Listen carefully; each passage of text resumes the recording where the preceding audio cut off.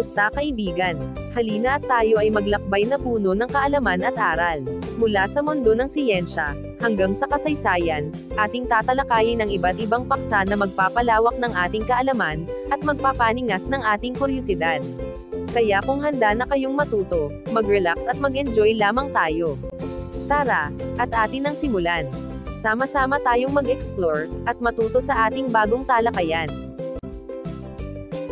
Ang mga Asyano, sa panahon ng paggalugad at kolonyalismo. Ang paglalakbay ni Ibn Battuta, isang Muslim na manlalakbay sa gitnang panahon. Sa pagbukas ng mga pahina ng kasaysayan, masisilayan natin ang isang panahong puno ng pagbabago, pagtuklas, at panghihimasok, ang panahon ng paggalugad at kolonyalismo. Isang yugto, kung saan ang mga barko mula sa malalayong lupain, ay naglayag patungo sa Asya, hindi lamang upang makipagkalakalan, kundi upang magukit ng kanilang impluwensya, sa mga sibilisasyong mayaman sa kultura at kasaysayan. Ang Asya, na noon ay sentro ng mga kaharian at kultura, na umusbong ng malaya sa loob ng maraming siglo, ay biglang nakita ang sarili sa gitna ng isang mundong nagbabago. Ang mga Asyano, mula sa mga mangangalakal sa daungan, hanggang sa mga pinuno ng mga imperyo, ay humaharap sa mga hamon at oportunidad, na dala ng mga bagong dating. Halika at ating susuriin ang mga kwento ng mga Asyano sa panahong ito. Ating aalamin, kung paano nila hinarap ang mga pagsubok ng kolonyalismo, kung paano nila ipinaglaban ang kanilang kalayaan, at kung paano ang kanilang mga pamana, ay patuloy na humuhubog sa ating mundo ngayon. Samahan ninyo ako sa isang paglalakbay, upang tuklasin ang mga hindi malilimutang kabanata ng kasaysayan ng Asya. Si Ibn Battuta, ang pinakadakilang manlalakbay sa kasaysayan ng Islam. Si Ibn Battuta, na ipinanganak sa Tangier, Morocco noong 1304, ay isang kilalang iskolar, teologo, at manlalakbay na Muslim. Sikat siya sa kanyang malawak na paglalakbay sa halos buong mundo ng Islam, at iba pang mga rehiyon noong ika-14 na siglo. Nagsimula siyang maglakbay sa edad na 21 noong 1325, para sa isang paglalakbay sa Mecca. Naglakbay siya sa layong 75,000 milya sa loob ng 29 na taon, mula 1325 hanggang 1354, at dinala siya sa malalayong lugar tulad ng India, China, at iba't ibang bahagi ng Afrika. Ang kanyang buong pangalan, ay Abu Abdullah Muhammad Ibn Battuta, na nagmula sa isang pamilya ng mga iskolar ng batas ng Islam, mula sa mga Berber. Sinanay siya sa tradisyon ng Maliki ng batas Islam. Si Ibn Battuta, ay itinuturing na isa sa mga pinakadakilang manlalakbay sa kasaysayan, na naglakbay ng higit pa kaysa kay Marco Polo. Layunin ng paglalakbay ni Ibn Battuta, higit pa sa Hajj. Si Ibn Battuta, ay naglakbay sa malawak na bahagi ng mundo noong ika-14 na siglo. Ang kanyang mga paglalakbay, ay hindi lamang isang simpleng paglalakbay, kundi isang paghahanap ng kaalaman, karanasan, at espiritual na paglago. Ang mga sumusunod, ay ang layunin ng paglalakbay ni Ibn Battuta. Pagsasagawa ng Hajj sa Mecca. Ang pangunahing layunin ni Ibn Battuta sa kanyang paglalakbay noong 1325, ay ang magsagawa ng Hajj, ang paglalakbay sa banal na lugar ng Mecca, na isa sa mga haligi ng Islam. Para sa isang Muslim, ang Hajj, ay isang mahalagang tungkulin na dapat gampanan, kung kaya't ito ang naging pangunahing motibasyon ni Ibn Battuta sa kanyang pag-alis. Paghahanap ng kaalaman, tungkol sa iba't ibang kultura at relihiyon. Hindi lamang Hajj ang layunin ni Ibn Battuta. Siya ay nagkaroon ng malaking interes sa pag-aaral ng iba't ibang kultura, tradisyon, at relihiyon sa mga lugar na kanyang binisita. Nais niyang makita at maranasan ang mundo sa labas ng kanyang sariling kultura at relihiyon. Paglilingkod bilang iskolar at tagapayo sa iba't ibang kaharian, bukod sa paghahanap ng kaalaman, nagkaroon din ng pagkakataon si Ibn Battuta na maglingkod bilang isang iskolar at tagapayo sa iba't ibang kaharian. Dahil sa kanyang malawak na kaalaman sa batas ng Islam at kultura, siya ay hinirang bilang hukom o qadi sa Delhi, India at sa Maldives. Sa kabuuan, Ang paglalakbay ni Ibn Battuta ay isang kombinasyon ng espiritual na debosyon, paghahanap ng kaalaman, at pakikipagsapalaran. Ang kanyang mga karanasan at obserbasyon ay nagbigay sa atin ng mahalagang impormasyon tungkol sa mundo noong ika-14 na siglo. Isang paglalakbay sa iba't ibang kontinente. Ang paglalakbay ni Ibn Battuta ay nagdala sa kanya sa iba't ibang mga bansa sa Hilagang Afrika, Gitnang Silangan, Asya, at Silangang Afrika. Sa Hilagang Afrika, binisita ni Ibn Battuta ang mga sumusunod na bansa. Egypt, isa sa mga pinakamahalagang sentro ng kultura at kaalaman sa mundo ng Islam. Tunisia, dito siya nagsimula ng kanyang paglalakbay. Algeria, isang bansa na mayaman sa kasaysayan at kultura. At Morocco, ang kanyang bayang sinilangan at huling hantungan. Sa Gitnang Silangan, nakarating si Ibn Battuta sa mga sumusunod na lugar. Mecca at Medina, ang mga banal na lungsod ng Islam, na siyang pangunahing layunin ng kanyang paglalakbay. Iraq, isang bansa na may malalim na kasaysayan, at tahanan ng mga sinaunang sibilisasyon. Persia, o Iran sa kasalukuyan. Kilala sa kanyang mayamang kultura, at kontribusyon sa sining, agham, at panitikan. Sa Asya, narating ni Ibn Battuta ang mga sumusunod.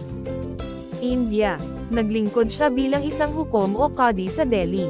Maldives, isang kapuluan sa Indian Ocean, kung saan siya nagtrabaho rin bilang hukom.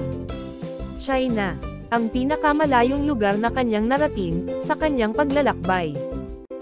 Sa Silangang Afrika, binisita ni Ibn Battuta ang Somalia. Isang bansa sa Horn of Africa, na may mayamang kasaysayan at kultura. Tanzania, kilala sa kanyang mga wildlife at natural na ganda. Ang paglalakbay ni Ibn Battuta ay nagpapakita ng kanyang malawak na kaalaman at interes sa mundo.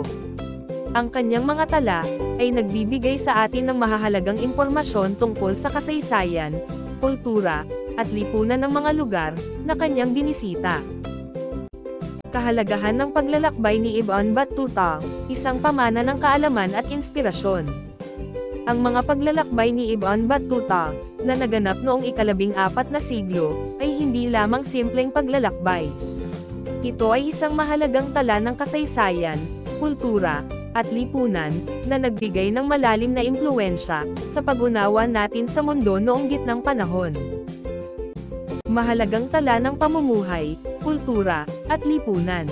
Ang rila ni Ibn Battuta ay naglalaman ng detalyadong paglalarawan ng pamumuhay, kultura, at lipunan, ng iba't ibang lugar na kanyang binisita.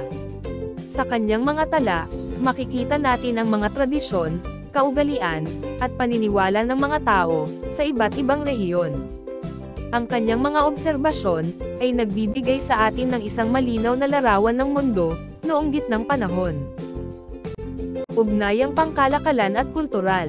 Ang paglalakbay ni Ibn Battuta, ay nagpakita ng lawak ng ugnayang pangkalakalan at kultural, ng mundong Islamiko at Asyano. Sa kanyang mga tala, makikita natin ang mga ruta ng kalakalan, mga produkto na ipinagpalit, at ang impluwensya ng iba't ibang kultura sa isa't isa. Ipinakita niya kung paano nagkakaugnay ang iba't ibang mga sibilisasyon, sa pamamagitan ng kalakalan at kultura. Inspirasyon sa mga susunod na manlalakbay. Ang mga paglalakbay ni Ibn Battuta, ay nagbigay inspirasyon sa mga susunod na manlalakbay. Ang kanyang katapangan, determinasyon, at pagkauhaw sa kaalaman, ay nagtulak sa iba, na tuklasin ang mundo at magbahagi ng kanilang mga karanasan. Ang kanyang mga tala, ay nagbukas ng mga bagong posibilidad, para sa pag-unawa sa iba't ibang kultura at lipunan. Ang paglalakbay ni Ibn Battuta ay isang mahalagang pamana, na nagbigay sa atin ng malalim na pag-unawa sa mundo noong gitnang panahon. Ang kanyang mga tala, ay patuloy na pinag-aaralan at ginagamit, bilang isang mahalagang sanggunian, para sa mga mananaliksik, historyador, at mga taong interesado sa kasaysayan at kultura ng mundo. Ang aklat ni Ibn Battuta, isang paglalakbay sa kasaysayan at kultura. Si Ibn Battuta, isang bantog na manlalakbay noong ika-14 na siglo, ay nag-iwan ng isang mahalagang pamana, sa pamamagitan ng kanyang aklat na Rila, na nangangahulugang paglalakbay. Ang aklat na ito, ay isang detalyadong salaysay ng kanyang mga paglalakbay sa iba't ibang bahagi ng mundo, na nagbibigay ng mahalagang impormasyon tungkol sa kasaysayan, kultura, at lipunan noong gitnang panahon. Ang nilalaman ng Rila. Ang Rila, ay naglalaman ng mga detalyadong tala ng mga karanasan ni Ibn Battuta, sa kanyang mga paglalakbay. Ibinahagi niya ang kanyang mga obserbasyon tungkol sa pamumuhay ng mga tao, mga kaugalian, tradisyon, at paniniwala sa mga lugar na kanyang binisita. Hindi lamang niya inilarawan ang mga pisikal na aspeto ng mga lugar, kundi pati na rin ang mga sosyal, ekonomiko, at politikal na kalagayan ng mga ito. Pamumuhay ng tao. Sa pamamagitan ng Rila, nagkaroon tayo ng ideya, kung paano namuhay ang mga tao sa iba't ibang bahagi ng mundo. Noong gitnang panahon, ibinahagi ni Ibn Battuta ang mga detalye tungkol sa kanilang mga tahanan, pagkain, pananamit, at iba pang aspeto ng kanilang pang-araw-araw na buhay. Ang kanyang mga tala, ay nagbibigay sa atin ng isang malinaw na larawan ng kanilang kultura at tradisyon. Kalakalan. Ang Rila ay nagbibigay din ng mahalagang impormasyon tungkol sa kalakalan noong gitnang panahon. Ibinahagi ni Ibn Battuta ang mga ruta ng kalakalan, mga produkto na ipinagpalit, at ang mga sentro ng kalakalan sa iba't ibang rehiyon. Sa kanyang mga tala, makikita natin kung paano nagkakaugnay ang iba't ibang mga sibilisasyon, sa pamamagitan ng kalakalan at komersyo. Ang kahalagahan ng Rila. Ang Rila, ay isang mahalagang sanggunian para sa mga mananaliksik, historyador, at mga taong interesado sa kasaysayan at kultura ng mundo.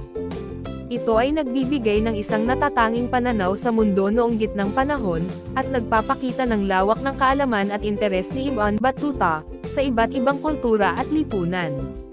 Ang kanyang aklat ay patuloy na pinag-aaralan at ginagamit, bilang isang mahalagang mapagkukunan ng impormasyon, tungkol sa kasaysayan ng mundo. Si Ibn Battuta at Marco Polo. Dalawang manlalakbay, magkaibang layunin, isang pamana ng kasaysayan. Sina Ibn Battuta at Marco Polo, ay dalawang kilalang manlalakbay, na nag-iwan ng mahalagang marka sa kasaysayan.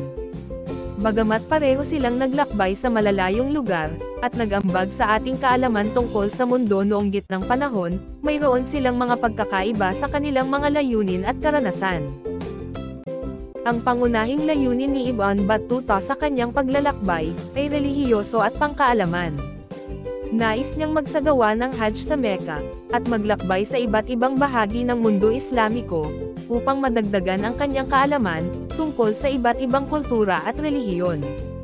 Siya rin ay naglingkod bilang isang iskolar at tagapayo, sa iba't ibang kaharian. Sa kabilang banda, ang paglalakbay ni Marco Polo ay mas pangkabuhayan na layunin. Siya at ang kanyang pamilya ay mga negosyante, na naghahanap ng mga bagong oportunidad sa kalakalan sa Asya. Siya ay naglingkod sa korte ni Kublai Khan, at nagsagawa ng mga diplomatikong misyon para sa kanya. Mahalagang tala ng kasaysayan. Sa kabila ng kanilang mga pagkakaiba, parehong nagbigay sina Ibn Battuta at Marco Polo ng mahalagang tala ng kasaysayan. Ang kanilang mga paglalakbay, ay nagbukas ng mga bagong oportunidad para sa kalakalan, at kultural na palitan sa pagitan ng silangan at kanluran. Ang kanilang mga tala, ay nagbibigay sa atin ng mahalagang impormasyon tungkol sa mga lipunan, kultura, at ekonomiya ng mga lugar na kanilang binisita. Sina Ibn Battuta at Marco Polo ay dalawang natatanging manlalakbay, na nag-iwan ng hindi mabuburang marka ng kasaysayan. Ang kanilang mga paglalakbay, ay nagbigay sa atin ng mahalagang kaalaman tungkol sa mundo noong gitnang panahon, at nagbigay inspirasyon sa mga susunod na henerasyon ng mga manlalakbay at iskolar. Ang paglalakbay ni Ibn Battuta, ay hindi lamang isang personal na pakikipagsapalaran, kundi isang mahalagang ambag sa ating pag-unawa sa mundo noong gitnang panahon. Sa pamamagitan ng kanyang aklat na Rila, nagkaroon tayo ng isang sulyap sa mga kultura, lipunan, at kalakalan ng iba't ibang mga rehiyon sa Afrika, Asya, at gitnang silangan. Ang kanyang paglalakbay, ay nagpakita ng lawak ng ugnayang pangkalakalan at kultural, ng mundo Islamiko at Asyano, at nagbigay inspirasyon sa mga susunod na manlalakbay at iskolar. Si Ibn Battuta, ay nananatiling isang simbolo ng pagiging mausisa, pagtuklas, at pag-unawa sa iba't ibang kultura sa mundo. Hanggang sa muli, maraming salamat sa panonood.